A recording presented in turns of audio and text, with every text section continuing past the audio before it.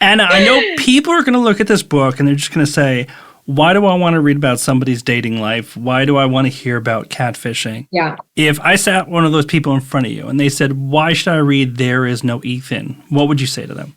Well, I would say, first of all, that even if you've never gone on an online date, let alone if you've ever been, catfished, I still think, in fact, a lot of the early readers that I've encountered have not ever been on an online date. And they still report to me that they, A, couldn't put it down, and B, really connected with it. So you have to wonder, what are they connecting with? Because I think a lot of times with these stories, it seems like it's going to be some sensational, oh, that they got duped kind of thing. And I really think that what makes this story great is the dialogue, the nuance of the way the connection is formed, all these kind of surprising tidbits, which would seem more likely to, in some ways, appear in a novel than in a nonfiction book, to be honest.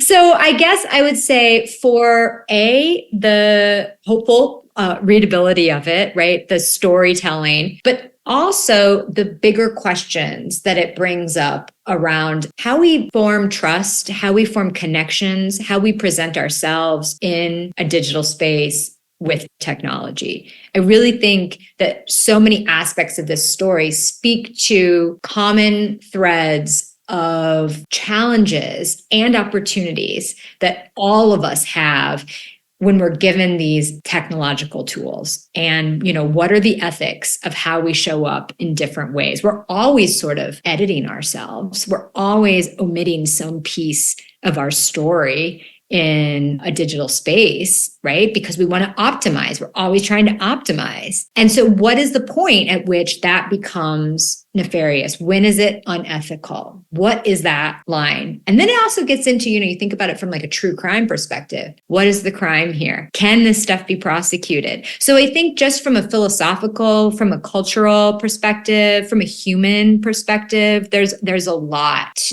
of conversations to be had around this. Well, Anna, I absolutely love the book. I want to close out the non-spoiler portion of this interview. Thank you so much for coming on. This is fantastic. Thank you for having me. And I hope all of your listeners will read it and leave some comments. I would love to hear what they say.